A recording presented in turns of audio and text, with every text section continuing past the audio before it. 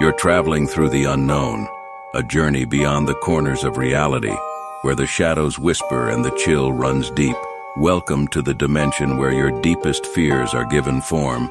This is The Midnight Mystery. Welcome to The Midnight Mystery. Today's episode is called Uncovering the Truth Behind My Mother's Disappearance. In each episode, we delve into the shadowed corners of our existence, bringing you tales of the eerie, the uncanny, and the downright terrifying. From the realms of the supernatural to the depths of the human psyche, no stone is left unturned, no dark secret left hidden. As the clock once again draws near midnight, prepare to embark on another adventure into the uncanny, the eerie, the horrifying, the midnight mystery. Too often, throughout history, what we can't explain we label a religion. Religion is the bait and switch that gets us on our knees. But when it comes to evil, it's a more subtle religion, one we pray against. On the big screen, Peggy Carter tells the lowly army grunts doing push-ups, "Faster, ladies, come on, my grandmother had more life in her. God rest her soul." Skinny Roger struggles to do push-ups on the theater screen. The elegant vintage theater in Berkeley is 1920s dark. Smell and sound take over your senses. Behind where the three friends are seated, grunts and shuffling can be heard. The noises are subhuman, as if the entity was whelped from a stingy bitch, the runt in a litter of hungry canines. Pleasurable moans come from who they will discover is a distinguished college professor. The boys attempt to ignore the disguising sounds, but it's difficult to keep your ears from creepy. You have to stay vigilant in case it chooses to prey on you. Carson is invested. He even calls his loving father Chris Evans. It's the two of them against the world since his mother went missing. Does he have it in him? Carson and his 11-year-old classmates watched the Marvel movie starring Chris Evans. Captain America is what Carson calls his loving father. As the three leave the Shattuck Cinema, they can't contain their excitement, their tongues and elbow nudging as sharp as knives. But when you're 11, you get oblivious to pain, especially when it comes to arguing about superheroes. "Jacob, do you need a ride home, son?" says this booming, authoritarian voice, some 20 steps behind the trio. Carson glances over his shoulder and asks Jacob, his one-sided best friend, "Who's that dude? And why is he hanging out in a theater of mostly kids?" Timmy whispers through Jacob's ears to Carson, "That's Professor Kemp. He lives right up the street from all of us. He's a dead ringer for John Wayne Gacy, you know, the killer clown. He teaches physics at Cal." The landmark Shattuck Cinema, located at 2230 Shattuck Avenue, is the boys' favorite movie haunt. It's close to the bus lines. "Hi, Professor Kemp," says Jacob, now walking backward out of respect. Walking backward means he won't have to struggle to keep up with his friends. Carson works hard to keep up. He's been told his left femur bone is crooked. Carson walks with a slight limp. This will resolve as he grows. "How'd you like the movies, boys?" "Good," the boys answer in unison. "Fellas, I'm going your way. Need a ride?" Jacob spins around and asks Timmy and Carson, "What do you say, guys?" "Carson, that means we can save the AC transit fare." "Dudes, it means less time sitting on our asses. We'll have plenty of time to skateboard when we get home." Carson looks at the ground. He's not supposed to ride with strangers or monsters that moan. He catches Timmy's elbow in the ribs. Timmy is one of the more popular kids in school. "I guess sure," says Carson. He feels bad for disobeying his dad, but he's too embarrassed to say no. "Great then, boys. Let's walk on over to my car. It's across from the traffic light in the high-rise parking." The creepy-faced clown points using a long, crooked finger and yellow fungus nail. "Thanks," says Timmy. Timmy's father works at Cal with Professor Kemp in the lab. He's heard odd stories about the middle-aged man that could fill a large Pyrex flask. But it will be the three of them against the creepy man if he attempts to pull any freaky bullshit. On their way home, Professor Kemp stops at Arlington Wine and Spirits. It's the rare quick stop before you hit the hills in Kensington. "Sorry, it won't be long, boys. A little shopping. I know what I need." The professor is an awkward 6'2" tall. He's dressed in a white shirt with a crappy red tie. It's held in place by a Go Bears tie clasp. He wears a worn sport coat over wrinkled jeans. The man is sticky and pale. His shoes are unevenly worn, heel-thinned from dragging his hulk in and out of strange places. Before he enters the store, he nearly jerks an older gentleman out of his sandals. The confused man had been pushing on the door. The creepy clown had been pulling. "Sorry," says the slender hippie, not needing to apologize. He's the one that got whiplash after all. The kind-looking grandfather nearly loses his dentures during the aggressive encounter. The professor bumps past him, knocking him sideways. He's on a mission. The fever has infected him again. Professor Kemp doesn't exchange a single word while inside the market. He's oblivious to random acts of kindness and common conversation. After all, his mind is a sticky chalkboard with lots of disgusting numbers and letters. Professor Kemp has entered his primordial forest. He's intent on stalking tender deer. He's singularly focused. The disheveled man frowns as he exits the store. He slowly shuffles to his older sedan. Kemp flops back in the driver's seat. It fits him like a catcher's mitt. His is forced and sinister. After he slams the car door, he hands the oversized paper bag to Timmy, who's sitting next to him, hugging the front passenger seat door for his dear life. Timmy folds the bag's top edges and places it between his feet. Next, he cranes his neck over the back of the seat. He wants Carson and Jacob to know that he's the guardian of all things beer and how important he is, riding shotgun. Kensington bastards, those old hippies charged me 25 cents for the damned bag. Kemp is more than displeased. He's hot and angry. On the short ride home, Timmy and Jacob whisper through the crack in the front seat. Creepy Kemp likes it. It reminds him of kids in a confessional booth at church telling the priest all their nasty secrets. Eventually, Jacob asks Carson if he would mind if he and Timmy jump out early. The local Walgreens has some new videos they want to check out. It takes a while, but Carson gives his friend Jacob the thumbs up. Of course, it's awkward. Now Carson has to ride home alone with the weirdo, the pasty-faced college professor. "I can hear you, boys," says Professor Kemp, sounding like a Satan puppet. "No worries, it's coming up. Up there, the two of you can get out." He points his shaky index finger up the curvy street. "Don't worry, Carson. I'll drop you off at your house." "Oh, okay," says Carson. Skepticism is quieting and has quieted his voice. Carson has chores to do before his father gets home. Carson wonders how the older mouth breather knows where he lives. His dad and Professor Kemp orbit in different universes, and Carson's father is employed as a long-haul truck driver. It's no secret at school or anywhere in town, as a matter of fact. Carson's mother has been missing for over a year. There was this one time Timmy gave Carson some shit about her being gone. Hurtful words were said to Carson, the boy who loved his mother dearly. Timmy had said, "Carson, the word is, you were hard to manage. She cheated on your father because he's out of town so often. That's enough to make any mother want to run away." It was a cruel comment at the time. It still stings. But Carson is desperate for friends. To keep Jacob as a friend, he needs to please Timmy. "See you two later," Kemp shouts to the boys as they hop out of the car. "Come on up here, boy," says Professor Kemp. Professor Kemp seems short of breath. His eyes are mostly black pupils. As Kemp pulls away, Carson watches intently, now in the front passenger seat, over his shoulder. His two friends are pointing at him. He watches as they get smaller and smaller in the back window. They wink out of sight as the professor speeds across Telegraph Avenue. Carson faces forward. Kemp has morphed into a chauffeur from hell. Carson fizzles. He's a bundle of yet-to-be-discovered nervous energy. Kemp speaks. It's difficult to imagine, but somehow he sounds gruff. "I intend to get you home in one piece, kid, not to worry." Kemp chuckles under his breath. A few blocks up the hill, Professor Kemp pulls the car over after clearing the last roundabout. He places the car in park, the car halfway on someone's driveway, engine running, getting hot.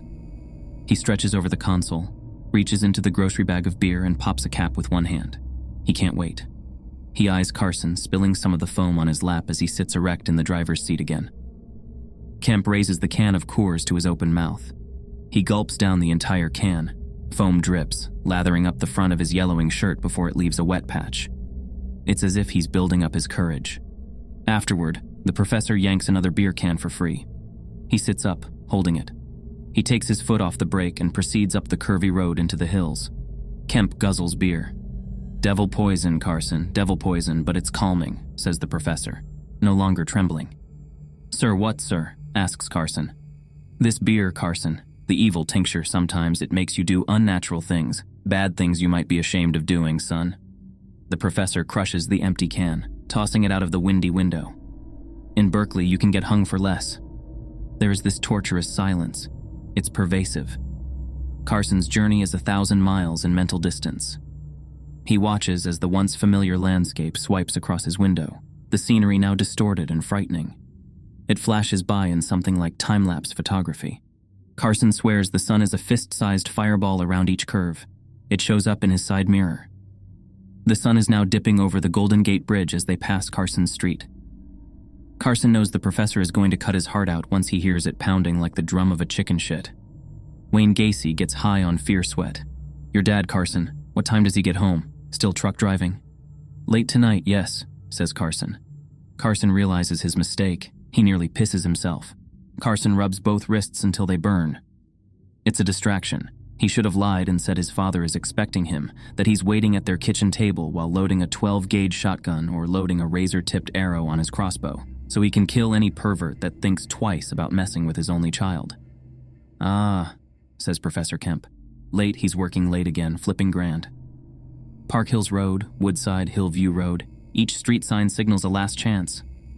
The growing darkness outside is the mouth of an open coal mine, filled with toxins and poisonous fumes.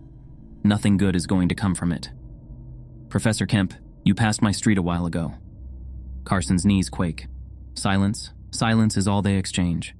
The professor begins to whistle softly, sweetly. It's an Irish tune. The pipes are calling, Danny boy," sings the horrid professor. They continue to climb into the hills. Finally, Kemp turns onto Central Park Drive. Central Park Drive leads in the direction of the large reservoir, Lake Anza, the last place the authorities looked for his mother. Anza Lake isn't far from Carson's home, except now, it might as well be an empty lake on the backside of the moon. "Ah, we did pass your street, Summit Road, right, boy? We've gone so far, maybe too far by now, so sorry."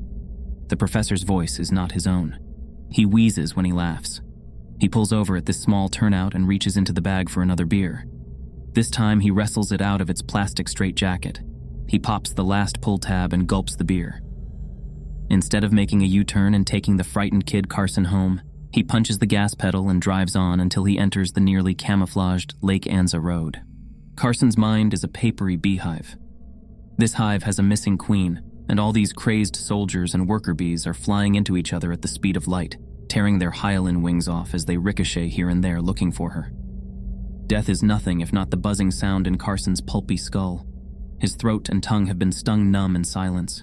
He tries to scream, but he can only exhale bees. The goddamned queen is dead. Soon it will be my turn, Carson thinks. Carson unbuckles his seatbelt. He leaps into the back seat. The leather is sticky and hot. All the doors are locked. No, please. He attempts to scream, but nothing but angry bees fly out. I'm too young to die. "Stop that crazy shit, Carson," says the red-faced, sweaty Professor Kemp. "I'll break both of your goddamned arms, Carson, if you don't quit, just like I did to your mother." Hearing this, Carson's world implodes.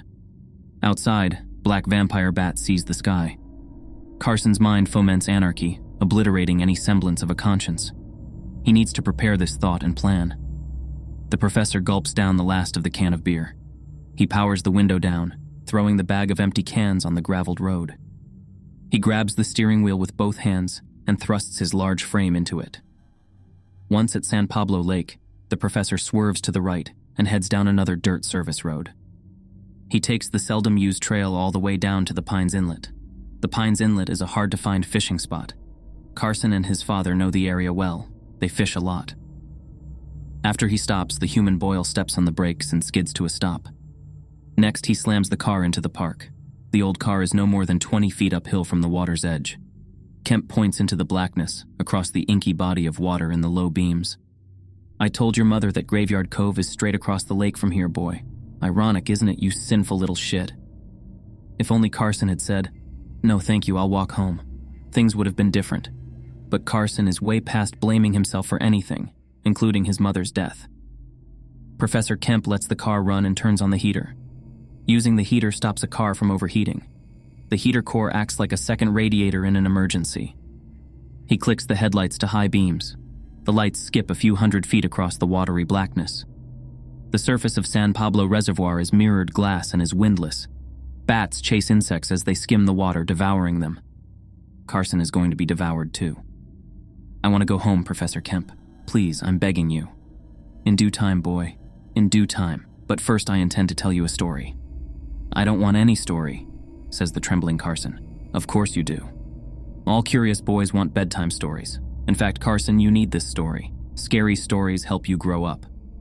I don't understand what you are talking about, Professor Kemp. Carson's mind is now buzzing with the electricity that only fear can bring. He can taste the rusty beginnings of death, its freefall momentum. A while back, Carson, your mother and I sat at this very spot in this car. I can still smell her scent. Black opium eau spray Yves Saint Laurent. She smelled so delicious that night. Come to think of it, boy, your sweat is the same. The professor inhales deeply until his nostrils almost sing. I don't understand, says Carson. Why me? Carson bangs the door with his shoulder. Now in the back seat, he lies face up. He begins to kick at the window to his left. Nothing. He pops up and kneels on the seat, looking out of the rear window. The forest is an amber version of hell from the red glow of the car's taillights. He can hear an engine belt chatter under the hood. Professor Kemp reaches over the seat and grabs Carson by the roots of his hair. He forces Carson back into a seated position. He twists Carson's Captain America tee into a knot. The knot is mixed with skin. Boy, now you're getting my temper stoked. Don't mess with my car. After what I did to your mother, I paid a lot to have it detailed. I'm not going to do all that expensive, filthy shit again. Stop this hysterical sit, or I will punch in your lovely face. Carson sits up straight. He positions himself in the middle of the back seat. He pushes his knees up under his chin. He begins to rock back and forth. He mumbles as if practicing some kind of ritual that's going to prevent him from losing his mind completely. You see, boy, we fell in love. She wouldn't leave your father. And so, after giving it a lot of thought, I brought her here to ask her one last time. It's so romantic here. She refused me again, Carson. That's when I dragged her out of the back seat and stomped her to death. No, you didn't, you bastard. You are a lying son of a bitch. She wouldn't do that. The truth is, you must have stalked her and forced her in your car. Carson screams loudly in an attempt to erase what he'd heard. His gentle mother would never fall in love with such a cruel beast. Carson imagines this all some kind of evil prank. Chances are the crazy pervert is making everything up to romanticize something evil.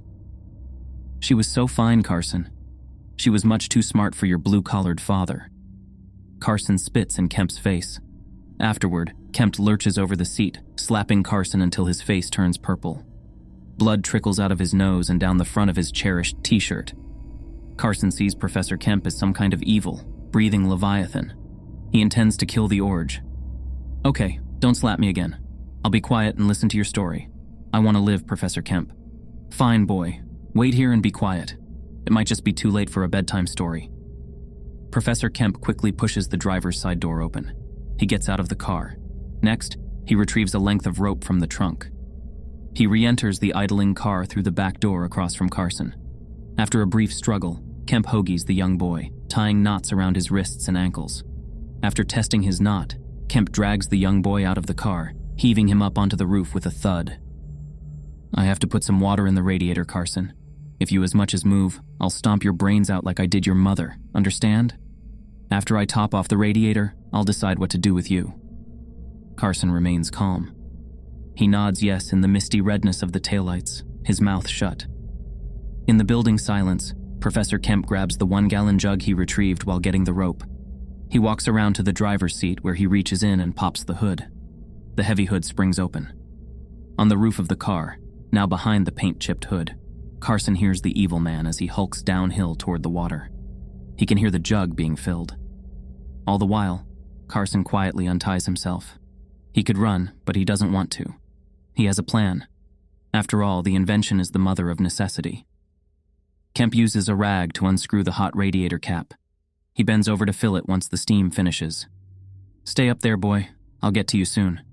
Carson remains silent. He can hear Kemp and the gulp of the water jug.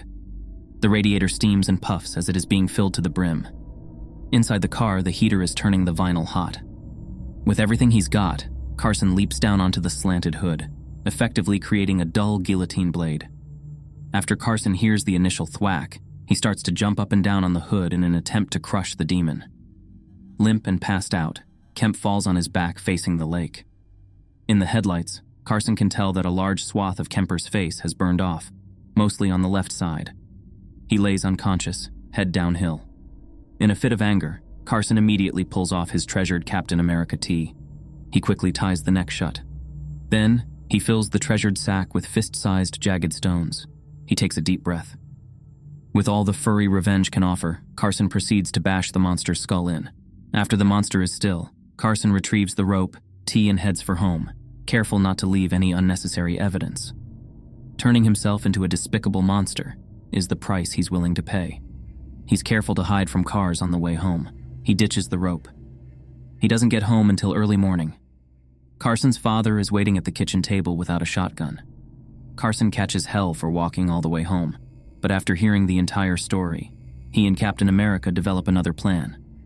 Kemp, the well-known physics professor, hasn't taught in nearly a week.